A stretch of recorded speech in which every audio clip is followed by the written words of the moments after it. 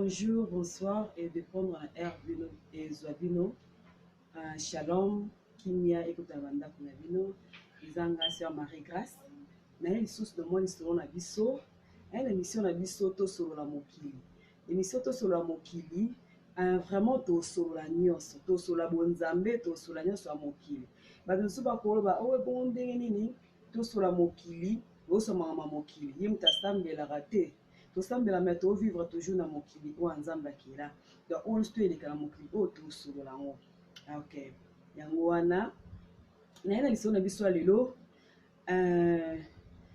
ndeka to mona mamoleka be na mokili o tozali. Ba problème ebele ezoleka vraiment. Solo oyo eza vraiment etouché nga makasi pe sala nga passe. Ezela bandeko basi bazaki ba camarade. Bandeko basi wana bazali ba camarade. Quand des amours qui jalousie babeba naka. Babeba na mnomdakena na kwa na ye. Siko eye kosala ke babandi bakoswana o bango babenga barando babandi bakoswana na bango koswana wana vraiment ekoma na niveau mosusu. So koswana na ekoma vraiment na niveau mosusu bakumobisa na ba secret moko eye kosala ndeko moko azwi moninga moko mama nazaki akufaki. Topesa ka ba exemple ndeti topesa ka ba kombo kaka Adèle maman na yakufa. Adèle maman na yakufa sikwa kombo mama na Adèle akufa. Sikoyo Adèle maman na yakufa. Sikoyo camarade na ye topesa ka kombo na ye Mampasi. Siko Mampasi abandi ofinga muninga. Donc abanda ofinga muninga azo expliquer ebemba mama na muninga ndenge pona na sama bele. Ebemba mama na muninga ndenge bimisa bangusu.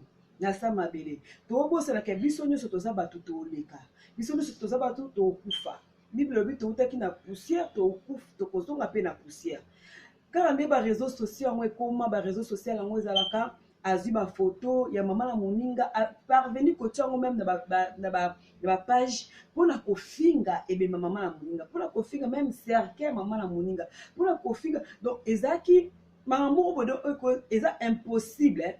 Mais il y a comme ça possible dans ça là. Muninga la yo sala bongo e sala e pasi. Muninga azolela. Mais tam su mama na esa kufa na e pasi wana azolela na minute wana eza ndenge moko tina ji mama bango akufaki.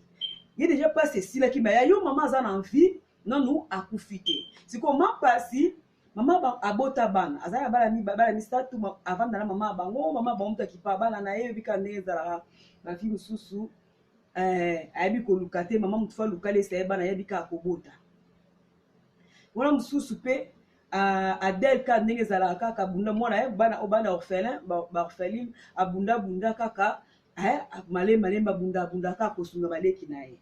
En tout cas rando ale komaki na niveau moko ya bien te et comme na niveau moko ya bien te siko donc au mona obenga muninga aofinga muninga do expliquer donc ezaki vraiment ma bien te muninga koma ekolela.